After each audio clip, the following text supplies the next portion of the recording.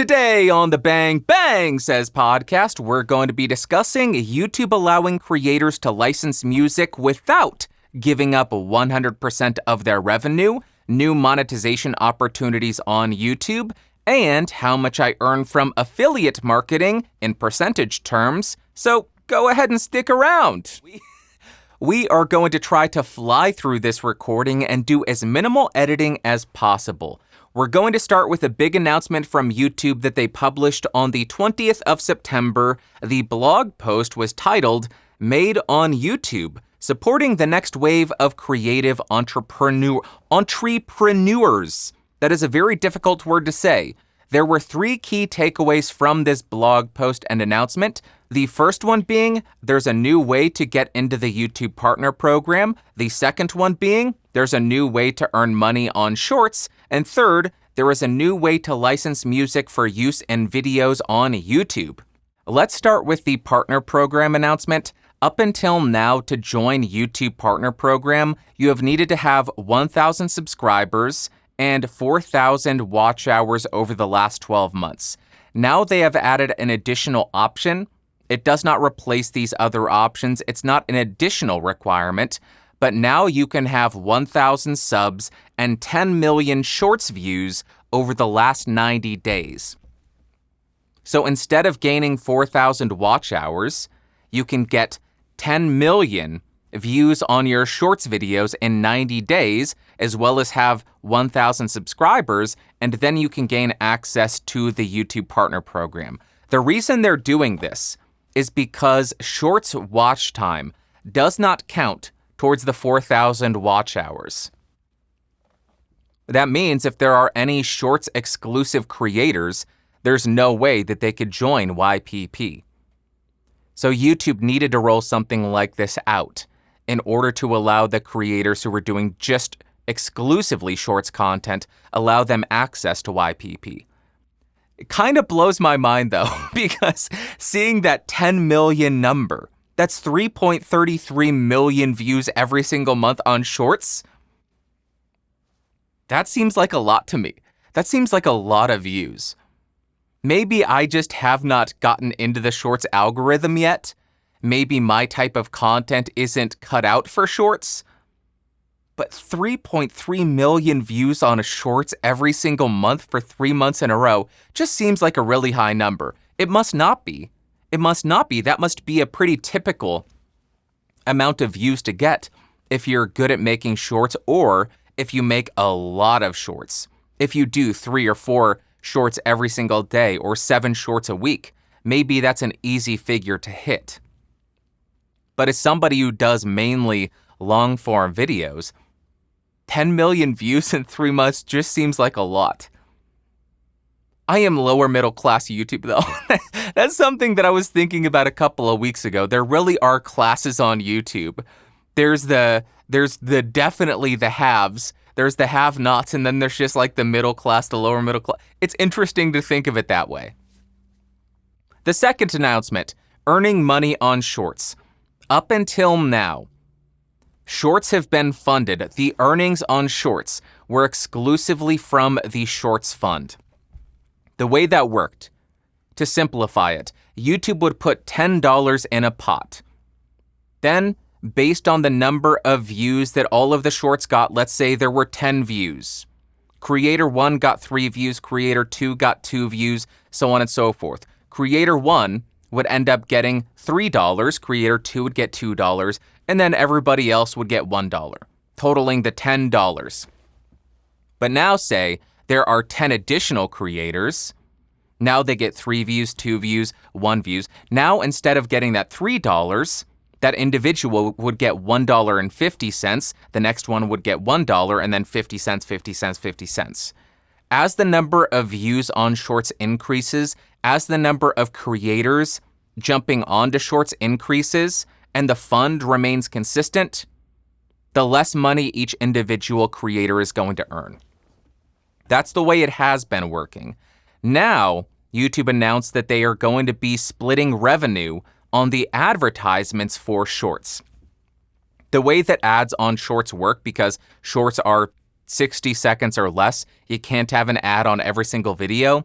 They will have ads in the middle of a shorts feed. You'll scroll through 4 or 5 shorts videos and then you'll see an advert.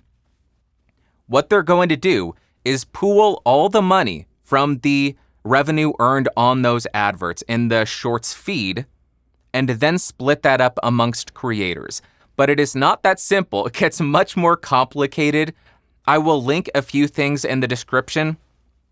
One being the blog announcement, the second being the video presentation for this announcement, the third being a tweet from Hank Green breaking down this portion because it's a bit complex. It's a bit complicated. The way they worded it is creators will get 45% of the money allocated to creators. That wording was very specific and very intentional. The way I imagine this working, YouTube is going to collect 100% of the money from the ads, obviously. They are the arbiter for these ads. They collect 100%. Then a portion of that money goes to pay for music licensing. We don't know what that split is. That could be 90%, that could be 10%, it could be 50%. We don't know. So there is that initial split happening. 100% comes in, X% goes to pay for music licensing, X% goes to the creator fund. Once that happens, now you have the funding allocated to creators. 45% of that bucket of money goes to the creators. So you're getting 45% of the funding allocated to creators, which is already a subset of the money they brought in. We don't know what that is, though. That could be anything. 100% comes in, maybe the music licensing costs 10%. Maybe it costs 90%. We don't know. We'll have to wait and see. I said the thing. We're going to have to wait and see. I haven't said that in a while. Hang on.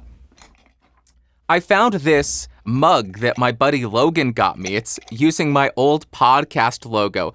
And it says, "We'll just have to wait and see, Bandrew Scott." I forgot about that. That's fun.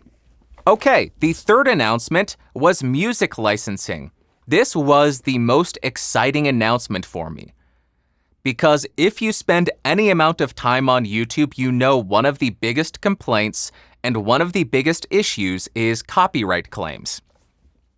You will have legitimate copyright claims and illegitimate copyright claims. This won't resolve the illegitimate copyright claims, but it will potentially resolve one of those issues. So as I alluded to in the intro, currently, if you use a copyrighted song and your video gets copyright claimed, you lose 100% of your revenue. The rights holder gets 100% of the money earned on that video, regardless of how much of your video contains that content. It may be 5 seconds, and your video may be 50 minutes long. But if they claim that and it's accurate, they get 100% of the revenue. That's how it currently works. Now, there are going to be 2 new options available to you. This is still in beta. I looked in my dashboard, my Creator Studio. I didn't have access to it. But the first option is you pay an upfront licensing cost and you get to keep 100% of the ad revenue that you would normally get. So it is essentially saying, I will give you $50, I will give you $100, $1,000. I don't know if these are the rates they're going to be charging. Maybe it's $2, $5. I will give you X dollars to allow me to use your song in my video. That's all the money you're getting, and I get to keep everything else that I earn on the video. That's one way. That's the exciting one, depending on how much the licensing costs. The second one is you pay nothing up front and say, I am going to use your song in my video, and we will split the revenue that I earn on it. I wonder if there will be some kind of tiered system here, because I can't imagine that musicians or rights holders would say, yeah, I want to charge the same amount for iJustine to use my video as opposed to Bandrew Scott on his 700 subscriber channel. those have the same value. Unless they are just going to say, yeah, $1,000 to use the song for whoever wants to use it. But then nobody who is a smaller creator would pay for that. If there's a small channel which typically gets 500 views, I imagine they would say, yeah, that's $10. But if you typically get 10 million views, they must say, yeah, that'll cost you $5,000. Or maybe not, I don't know. I don't have access to this. It will be very interesting to see how this is implemented. I think this is a huge shift for YouTube. This is brilliant to be able to start to resolve the issues with copyright, because that is one of the biggest things plaguing the platform, one of the biggest issues on the platform, all the copyright nonsense. What do I think about all of these? I think all of these announcements are big positives for YouTube. Revenue sharing on shorts is great for content creators who make shorts. This makes YouTube much more compelling, a much better competitor against TikTok, because if I am not mistaken, maybe TikTok did start revenue sharing. I don't think they did until they saw YouTube mention they were going to. But this is good for YouTube to allow shorts creators to earn actual money, as opposed to just, hey, we're just going to cut this fixed size of pie into smaller and smaller segments and divvy it up. This is good. Second, new way to get into YPP. That's going to be a motivating factor for shorts creators. I know there are a lot of people who watch YouTube who think this is terrible because they hate shorts. I understand. I have seen a lot of terrible shorts. I think a lot of them are a waste of time. They don't offer much value. But then I've seen a few that are just like, wow, I just said like, that just make me think, wow, that is a really high quality piece of content. I liked that. That is worth something. I like this creator. Well done. We'll see. We'll see what happens when YouTube just goes all in on shorts even more. And all the people who make long-form content just think, oh no, the end is nigh. The end is nigh. And the third thing that I wanted to say, this is the most exciting thing for me, the copyright thing, the licensing of music. This is something that has been proposed for years. Finding a way to license music for content creators. This is something that podcasts have discussed. How can I get a license to copyrighted songs affordably? I don't think there has ever been a solution.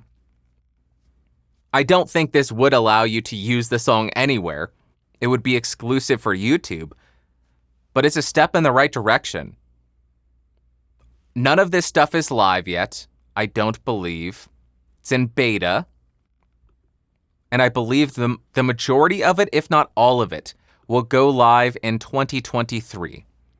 So we have a bit of time to see how this plays out, to hear feedback from all the creators who are in the beta, and see how much money they make. Let's see how many new David Dobrik's giving away Teslas to their friends pop up from shorts. How much money are they going to be making? I will link the YouTube blog post, the YouTube video announcing it, and Hank Green's tweet about the revenue share split on shorts.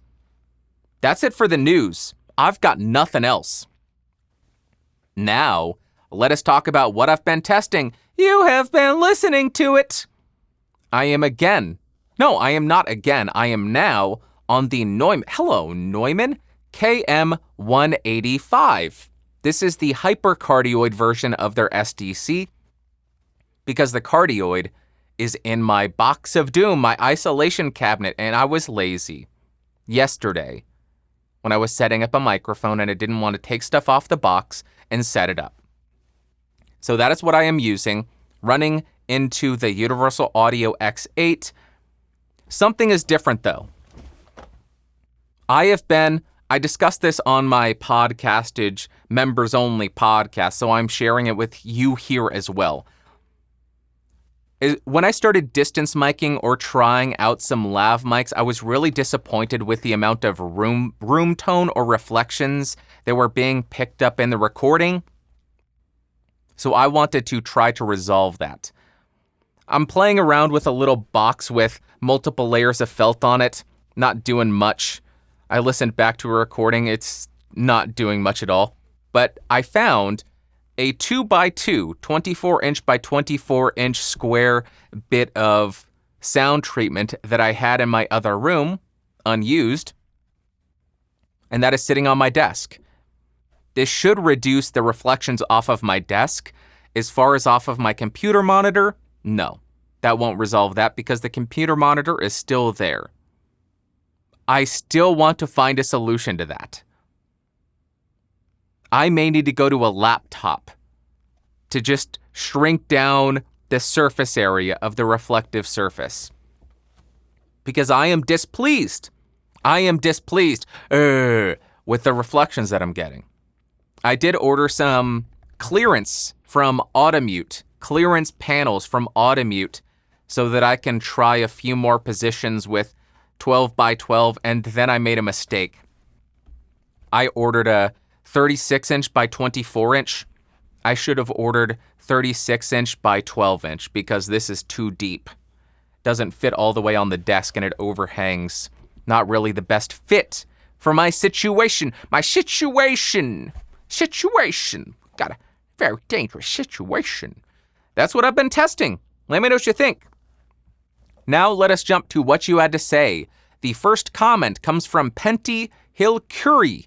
They say, I didn't mind the ads until YouTube started putting midrolls every few minutes. Penty, thank you very much for the comment. I really do appreciate it. Unless you are watching videos exclusively from channels that are not in the YouTube Partner Program, or videos from channels who have been off the platform for, I think, 3 years, it is not YouTube putting in those midrolls. What I mean by that, whenever YouTube rolled out the midroll thing, they gave people the option to shut off midrolls. Do not put midrolls on all of my existing videos. They also give you the option to set upload defaults. Do not put midroll ads in my videos.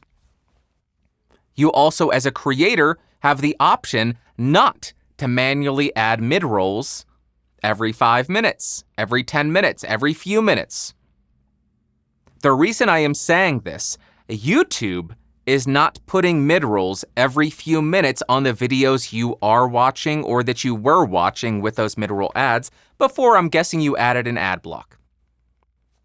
It is the creator who is choosing to do that. So before you start blaming YouTube for having 50 midroll ads, realize, oh, YouTube didn't do that. YouTube gave creators the option to do that. And then the creator had to make the decision, yes, I will intentionally give my viewer a terrible viewing experience by adding a midroll ad every 2, 4, 5, 10 minutes, whatever it may be. So place the blame on the correct group.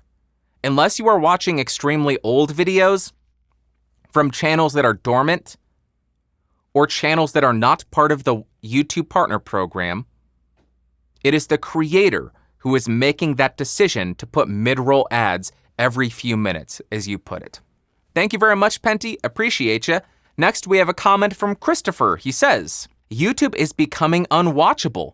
They are showing more and more unskippable adverts, especially midrolls. As a content creator, this is bad for you, and you should be concerned. Because when an unskippable advert comes up, I, and basically everyone I know, will bail on your video immediately, and chances are not return to it.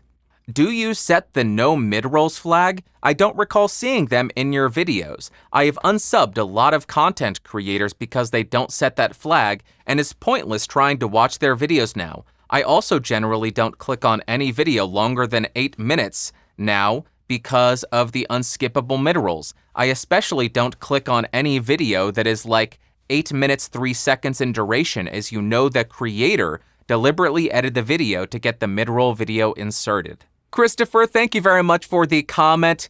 I find that last bit of your comment fascinating, and it just takes me back. The reason I say that is back in the day, 2015, 2016, that time limit used to be 10 minutes. So if you saw a video that was 10 minutes, 1 second, you would know the creator edited it to get to that 10-minute mark and be able to add mid-rolls. I don't think that was always the case. There were some cases where it was egregious. I don't remember who did it, but there was a video where there was 3 or 4 minutes of actual content, then a blank screen for 6 minutes, so the video would be 10 minutes long, and the individual could add mid-roll ads. In that case, I understand the anger. I understand, screw this person, I'm out of here. I understand not wanting to watch videos like that. I remember tweeting one time, this is how much I care. I don't know what exactly I said, but it was me editing a video that was 9 minutes and 57 seconds long. And this was at the time where it was a 10-minute limit to get mid-roll ads. Not the biggest deal because I have never had mid-roll ads in my video. Or at least I don't think I have. I think on my old channel I missed the mark and I didn't say do not put all historical videos to mid-rolls. But those videos are all gone now, so it doesn't matter. I somewhat disagree with your comment. First, I want to say I hate advertisements. I hate them. They are the worst. I do not enjoy them, but they are a necessary evil, unfortunately. But because I hate them is why I do not have mid-roll ads on my main channel or on this channel. This channel has 30, 40, 50 hour-long episodes.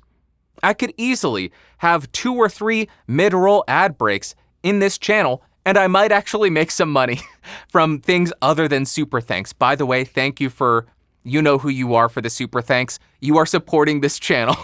You are the only reason I make any money on this channel. Also, I don't do that on the main channel. Even on a video where I spent $7,000 on a microphone, I didn't put mid-roll ads.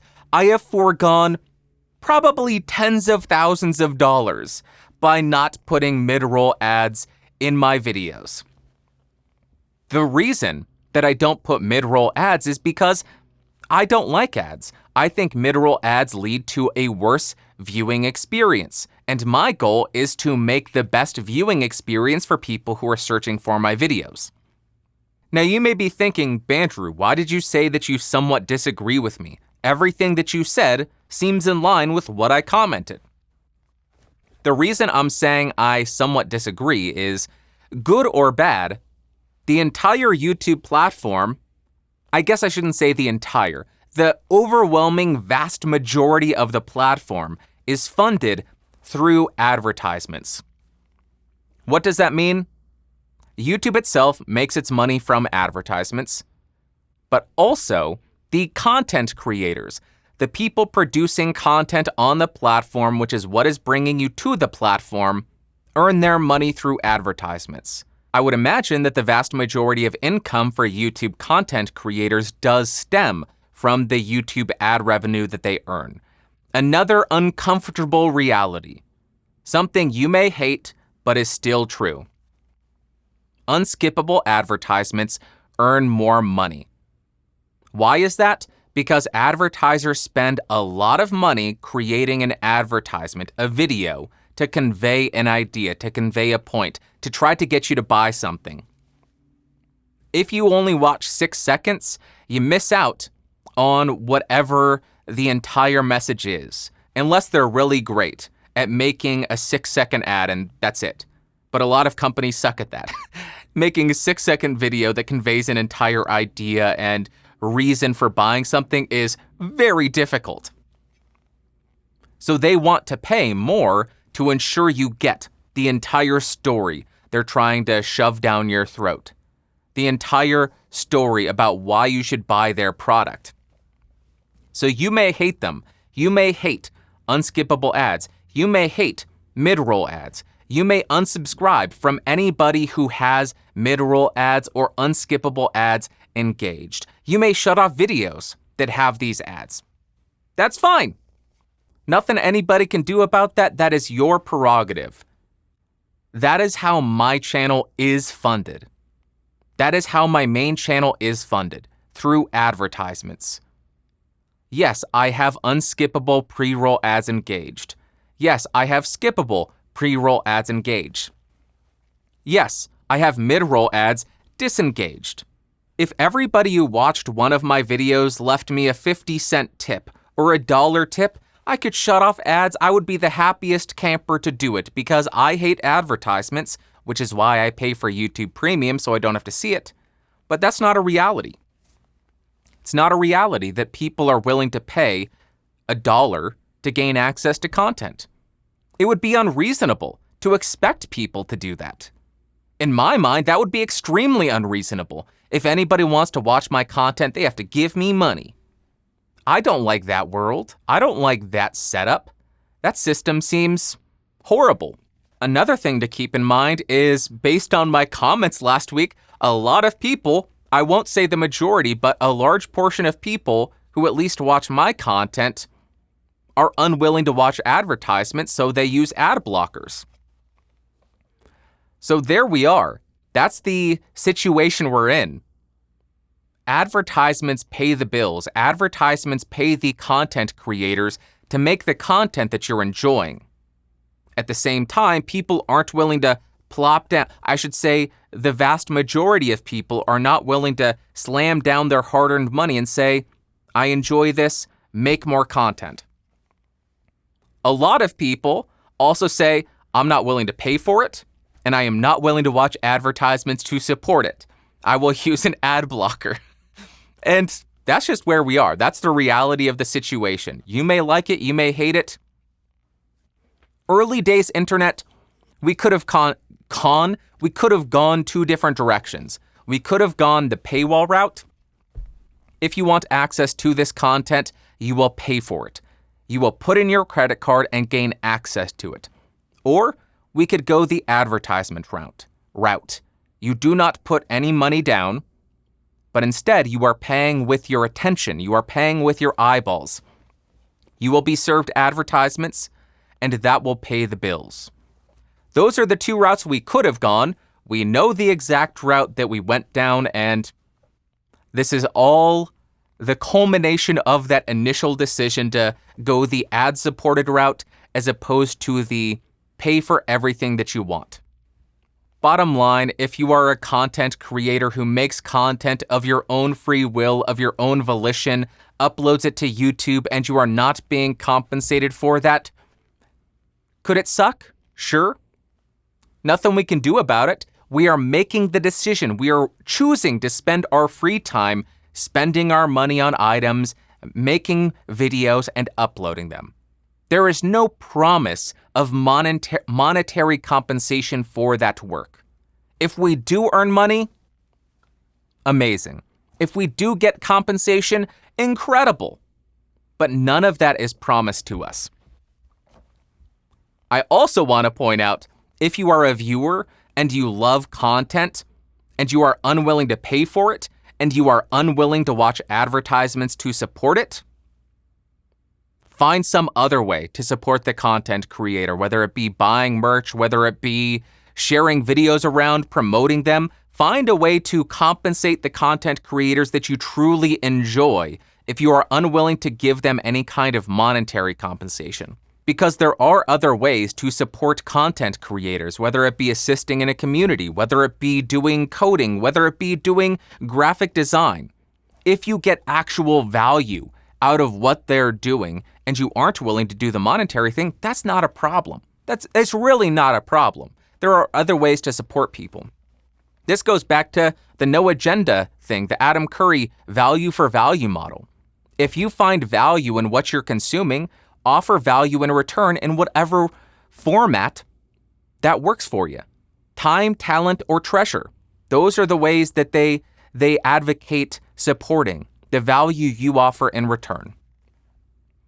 I'm sure somebody's going to be pissed off at me. I can't believe that you said that ads are necessary. How dare you? That's just the way it is. Alrighty. Next comment comes from Stuart. He says, I see 15 to 20 seconds of ads, but back in my day, we had 4 channels and a minimum of 4 commercials that were 60 seconds long. Am I dragging you guys down because don't care about getting a bowl of ice cream until my program comes on? Stuart, thank you very much for the comment. I think this is so interesting, and this made me think a lot about why we are where we are. What is the difference between online video and over-the-air video? Because there is a completely different expectation. Back when I was growing up, we had over-the-air television. We would have those ads. Sunday morning cartoons were 20 minutes long, 22 minutes long, meaning you would have 8 minutes of advertisements during that 30 minutes. Imagine that. Imagine going to a YouTube video that's 22 minutes long, and you have 4 ad breaks, each of them 2 minutes of unskippable ads. I can hear people's blood boiling. I can hear people flipping over desks and burning down cities. I had to watch 8 minutes of ads. I can hear it. But on television, over the air, that was common. I am sure that is still common. Because most of the television that I've bought on DVD is 22 minutes long, meaning there is 8 minutes of other content that they are forcing down your throat in between. Heck, there is some that is even 20 minutes, meaning there were 10 minutes of ads. I don't know why there is that difference in expectation, difference in acceptance, but there is a big psychological difference between television and online video. Any psychologists, tell me why. Because I am guilty of this too. I have spoken about this in the past. I went to Facebook years ago, and I was trying to understand the Facebook video platform. I was watching a video in the timeline, and I said, this is fascinating. I really like this. And then it cut right before a really interesting part to a 60-second unskippable ad. I became so angry that I signed out of Facebook and closed the browser. I said, I'm not going to use Facebook anymore. I am never uploading video to Facebook. This is stupid. I am guilty of this too. Why is it different? I don't know. Great point though. Back in our day, we would accept 8 minutes of unskippable ads during a 30-minute time frame. But now if we had that, we would flip our desks. We would lose our damn minds if a 22-minute YouTube video had 8 minutes of unskippable ads. Interesting to think about. Thank you very much, Stuart. Next comment comes from Scott. He says, "Hi, Bandrew, Pro Audio Tech here. I think I can add a little more info about the 15 kilohertz roll-off on YouTube. Every video on YouTube gets re-encoded using lossy audio codecs. Such lossy codecs only have a certain amount of data with which to describe the audio to be reproduced. Limiting the highest audio frequencies to be encoded removes the burden of reproducing those highest frequencies with the limited amount of data, and this allows more of the limited data to be used to reproduce the remainder of the audio range with less distortion and fewer audible artifacts. In other words, giving up the last quarter octave, which most adults including me can no longer hear, makes the rest of the audio sound better when reproduced with a lossy codec. 20 years ago, I discovered that when ripping CDs to MP3s, you could drastically improve the sound by setting a low-pass filter in the encoding software to limit the highs to 13 kilohertz. It made the resulting MP3s sound much better." Scott, thank you very much for the comment. I really do appreciate it. This is fascinating and really good information that I just had to include. It makes perfect sense. If you have a set limit on file size and you chop off the last 7 kilohertz of an audio file that most people can't hear, you can obviously store the remaining 13 kilohertz with a higher quality. You can allow that to take up more space. Makes sense. Thank you very much, Scott. I appreciate you. And the last thing that we have to do is go to my favorite part of the show, the Ask Bandrew segment.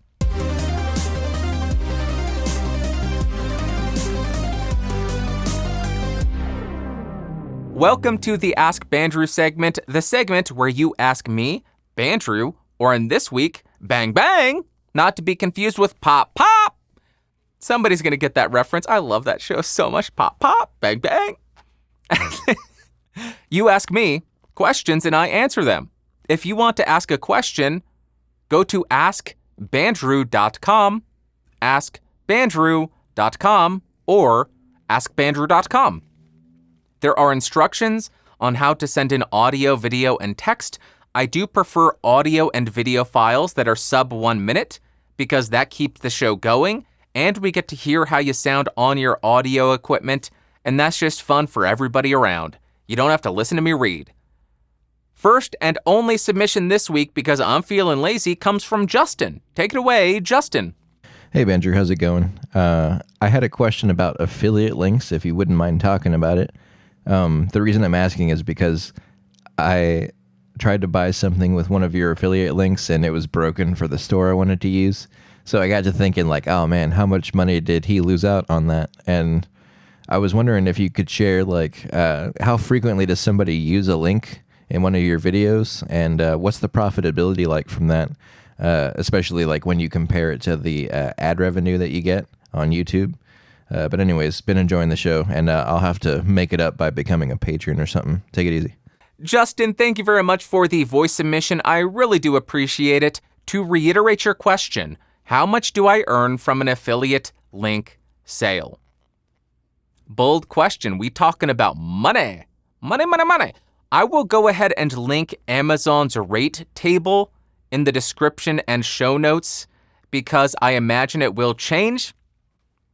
And by linking it, it will allow you to see the most up-to-date rates per sale, per category.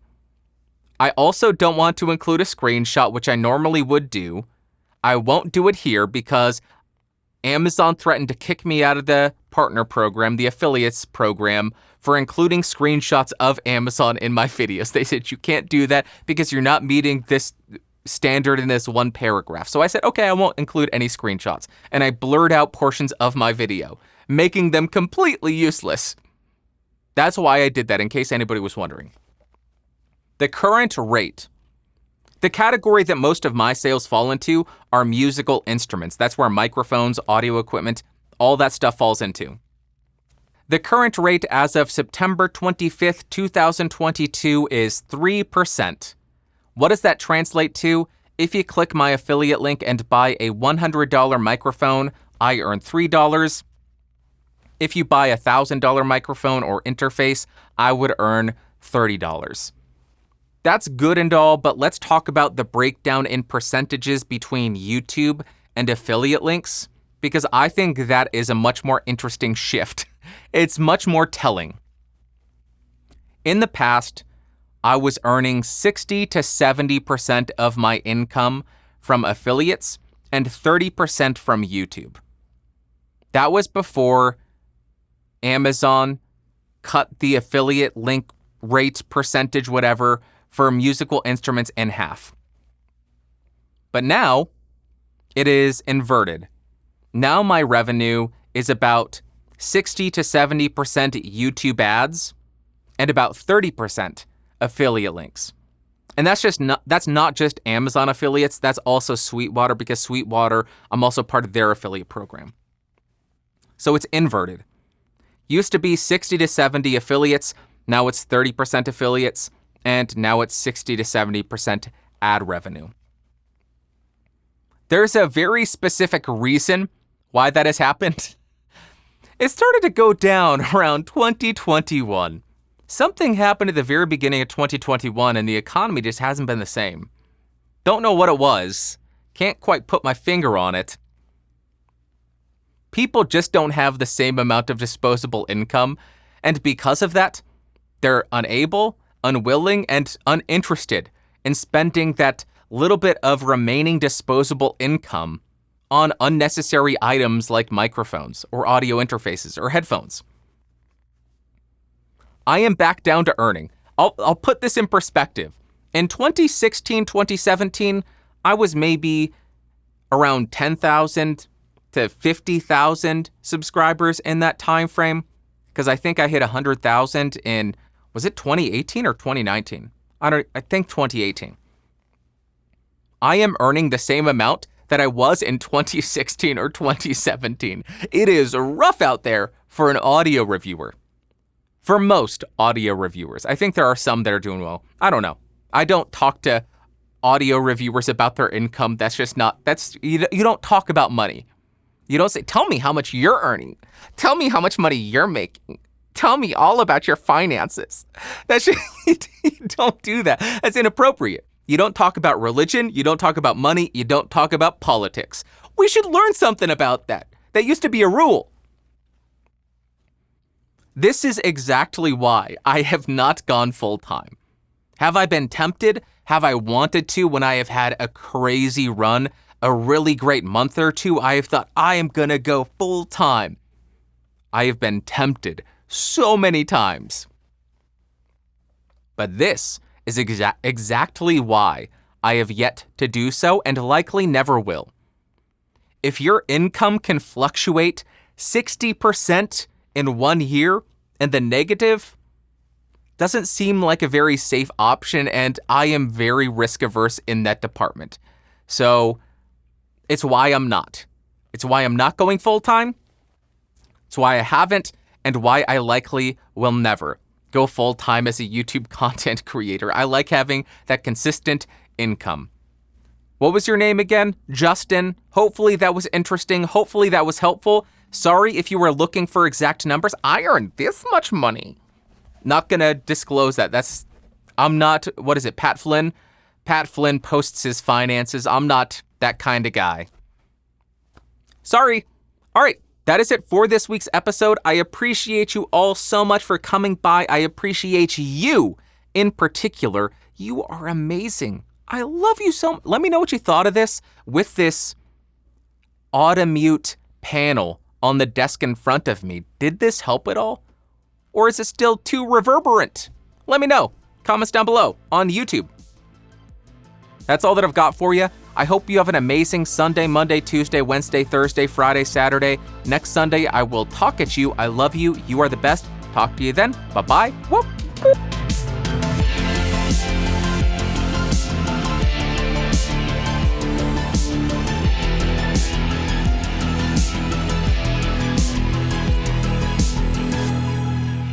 This has been a Geeks Rising production. Your executive producer is Bandrew Scott. For more information, head over to www.geeksrising.com.